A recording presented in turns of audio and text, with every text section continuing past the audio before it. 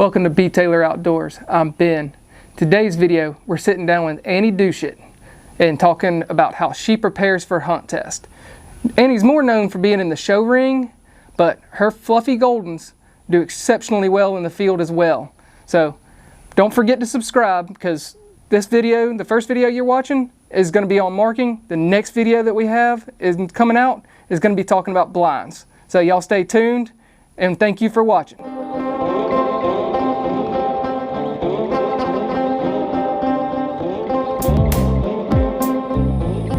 So we just got done running a few marks with Balley, and Anney runs, or what do you run? Do you run AKC, HRC? Like, what are you looking to run? And things of that nature. I have done both hunt tests. I prefer AKC hunt tests. I've also made the leap to qualifying stakes, and I've run 2 different dogs at the qual level with varying degrees of success.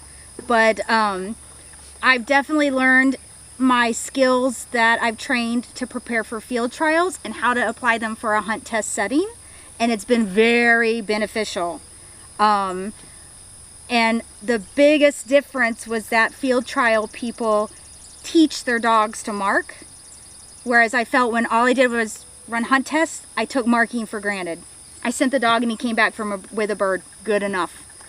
So that was a big learning curve. So based on just your learning curve, do you prefer to do more of a concept type mark, or are you looking for like just bird placement? What are you looking for when you set up your marks? I think I do more concepts, but it's a concept not only with how the birds relate to each other, but how the bird is placed for that single mark. Okay. And I have, regardless of how many guns are out there, I've really gotten into my head of when I'm both lining up, calling for it, sending for it, watching the dog's performance, I treat it like it is a single. And that has let me slow way down and then not gotten too hyper about, oh God, it's a memory bird, should I let him have more leeway? And like, I've sort of gotten away from that. Okay. So I do both. If I have multiple guns, there is going to be some play, you know, a concept, so to speak. It might not be a really, you know, concrete concept that anybody could open a book and be like, oh, this is a hip pocket or this is a whatever. But they will have some play. They're not just totally random out there. But within each mark itself, there is a purpose to that mark.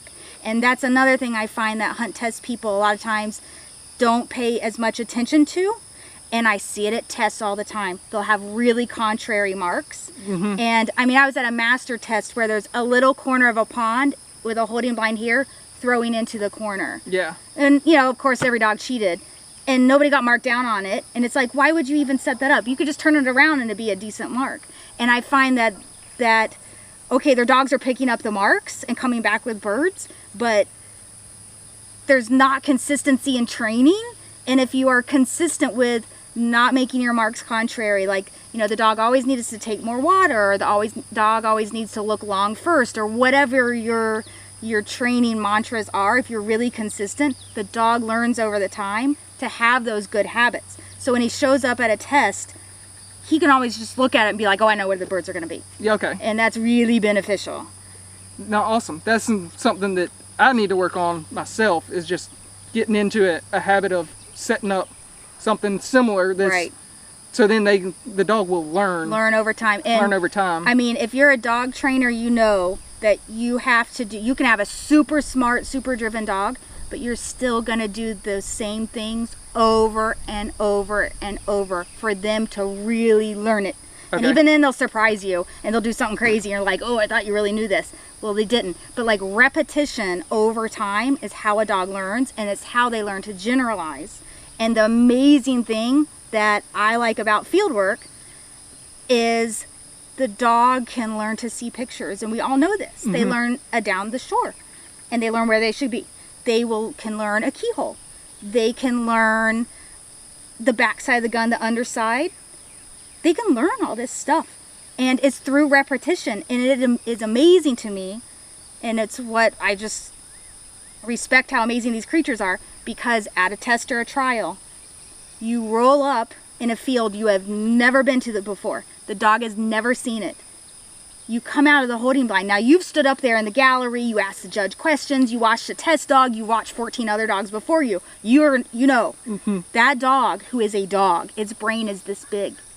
He has 5 seconds from the time you take him out of the holding blind till you're calling for marks for him to evaluate everything in that field, and they will. They will generalize, and he'll be like, that's a down the shore mark that I have to swim past that gun to get. They've never seen that plate. They've never seen this pond in their life. They will generalize. So it is amazing. Here rolls into another question I was going to ask you, because we actually had white shirts out, and I train normally with white shirts. Yep. But you predominantly run hunt test. You are trying to get into the qualified all age type stuff. Right. But with mostly being a hunt test type person, you still have white guns out in the field. 100%. And here's why. If you have hidden guns, how do you know if you send your dog on a mark and he doesn't nail it? How do you know he saw it? He remembered it. He was trying. If he fails that mark, if there is no visible gun, you don't know why he messed up. Maybe he never saw it to go down in the first place because he had nothing to look at. Or especially with multiples. Is he hunting between two guns? Was he doing that because he's naughty? Because he's thinking about switching? Because he doesn't remember? Or did he not see? Yeah. You don't know. How can you correct him or help him if you don't know why he's messing up? And I'll tell you, Balley was my first dog that I did not do any hunt test training with him, other than like maybe a setup or two in training just to get the rhythm down and using the gun and duck calls and all the little minor details that are different in a hunt test. Yeah. And I'm at the same stage with my senior dog now. He hasn't run senior yet. And he doesn't know these field decoys and a duck call and sitting on a bucket and handling the gun. He doesn't even know all this stuff yet, but it's not important to his job. It's just stuff you got to learn. And he's the only dog I've actually hunted with, and he doesn't even know about all this stuff. It's like really silly. But Balley, I trained only field trial, really derby setups. Yeah. All white guns, all the longbird first, down and retrieved last, and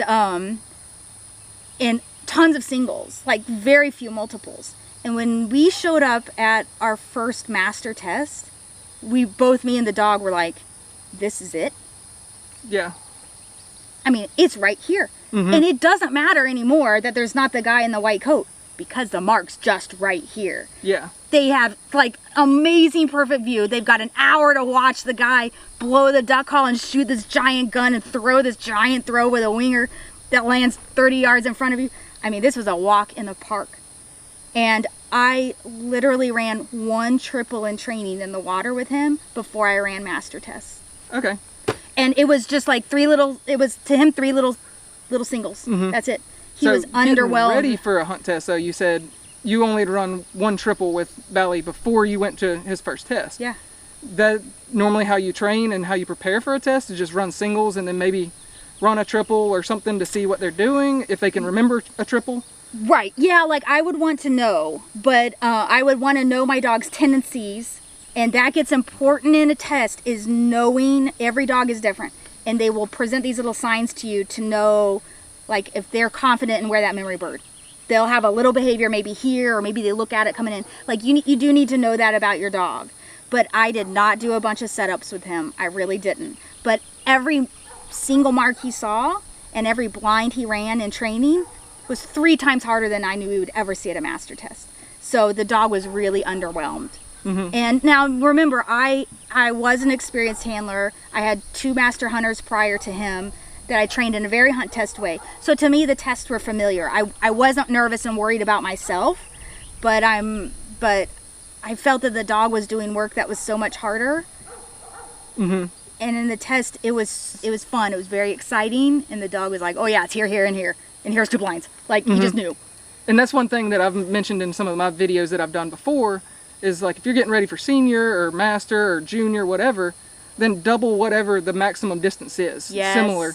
Yes. So if you have, say, you can only throw a 100-yard mark in a test, right? Then get your dog used to running 200 yards or 150, 200 yards. Right. Then when the 100-yard mark comes out, they're just like, boom, there it is. That's it. But I'll say with my senior dog now, I'm suddenly realizing he's been doing all these really long marks, you bring him and show him a 40-yard mark, he's like wanting to not be steady because all of a sudden it's way more exciting. Is that something you work on before a test though? Is you'll shorten everything up? And well, I would definitely throw him some in training to make sure we were both on the same page for that. And, you know, right before a test is not necessarily the best time to do that. And as far as my test prep, it really depends on the dog. What are his strengths and weaknesses? Let's focus on that. And also a big thing with me is I never enter a dog in a test if I am consistently correcting the same mistake in training. Okay. Because he's gonna make it in the test and you can't correct him or help him or whatever your solution is. Or you just show up to a test and hope and pray they don't throw that. They don't throw whatever that is. And that's not gonna get you far. Yeah. Not to say I haven't done it, but so if I'm correcting something or helping something consistently in training, dog's not ready. Yeah. But if the dog has a clean slate, we don't have any hang-ups, leading up to a test, I would probably, it just would depend on the dog. Like, what does he need a reminder on, or what does he need a lot of confidence on? Mm-hmm. And, you know, I might focus on that the week of the test. I will say that I learned, especially running, well, it doesn't matter what level, but if you're entered both days of a weekend and the dog messes up something on Saturday that is not just like a normal flub up, it's him being naughty. Mm-hmm. You better go somewhere that night and get it hammered out. I used to not believe that. I used to be like, well, if he doesn't know it by now, he's never going to learn it. Yeah, they do. And I can tell you, it was with my old dog now, he's 11, and when he was running master as like a 3 or 4 year old dog, we did this on Saturday, our series. It had this down the shore blind, and he's usually like a little pro at these. Oh my God, it was like somebody else's dog I had to run. He was so bad, but the judges called us back, and I'm like, I don't know how. Yeah. Like, they were just really nice. Or maybe it was, sometimes like you're watching it in real time and it feels way worse and like it's lasting forever, and you go and watch a video and you're like, oh, that was like one bad cast, whatever. I felt it was horrible, but they did call us back. I went to, there's a field at a community college by my house because I just live in the city. We went there at night under the parking lights. And the big thing, he wasn't sitting on a whistle. He was just like, meow. I got a friend. I sent him on a blind, and I had my friend pop out and throw a duck at him. And when I blew that whistle and he went for the duck, he got in big fat trouble. Yeah. Guess who was Mr. Perfect the next day and got a ribbon? There you go. And I'm like, would I have done that if the dog was a little angel on Saturday? No. He didn't need it. But I could maybe salvage something.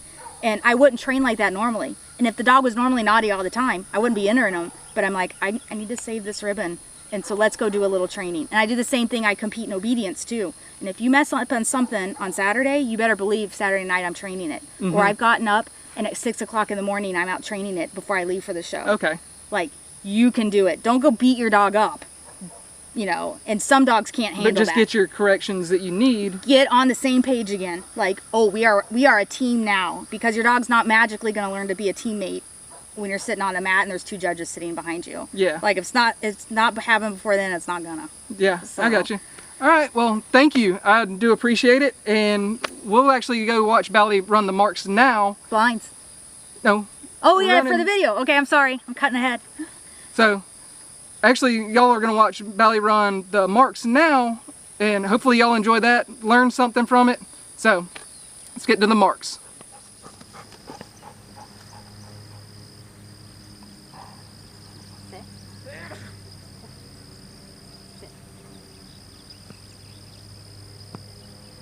That's it. There, mark.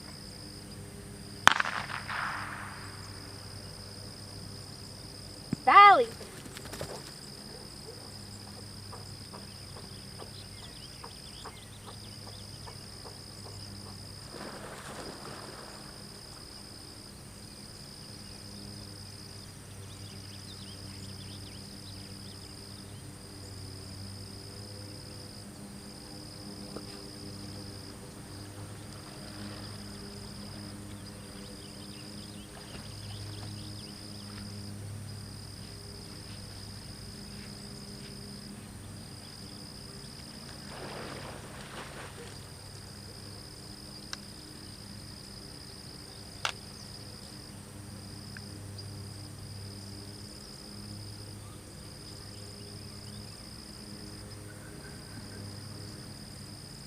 I can't see him, so if you think he's way off, oh, there he is, there he is. I think he'll get it.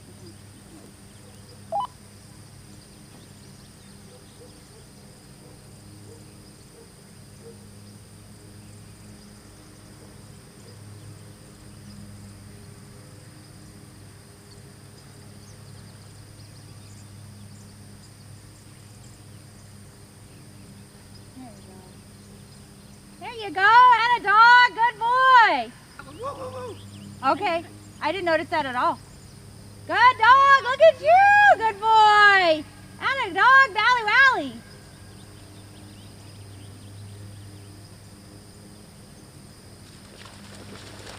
Good boy, there you go.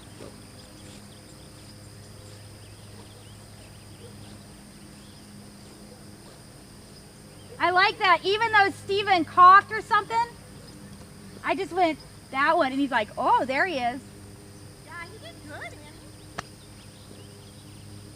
Good job, Annie. So Steve-O, your mom's next and then it'll be you. Good dog, look at you. But not a double, Steve-O. Yeah, just singles. Look at you, good dog.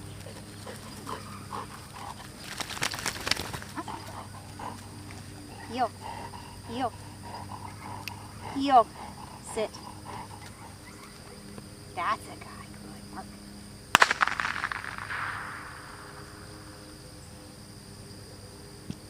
Sit, Alex, sit, Balley.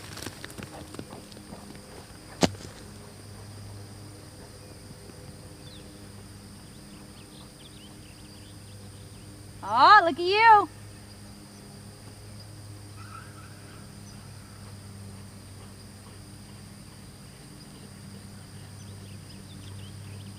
Look at you, Donnie.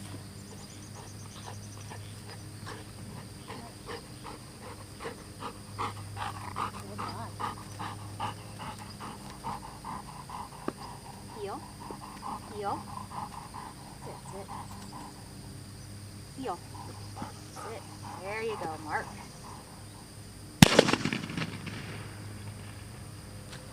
Sit, sit, Balley.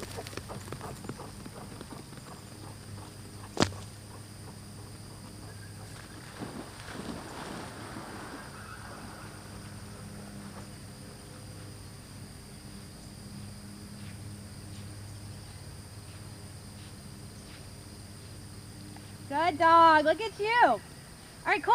I'll get bricks then. Thank y'all for watching. If y'all haven't already, go ahead and hit that thumbs up for me. And I want you to always remember, their season never ends.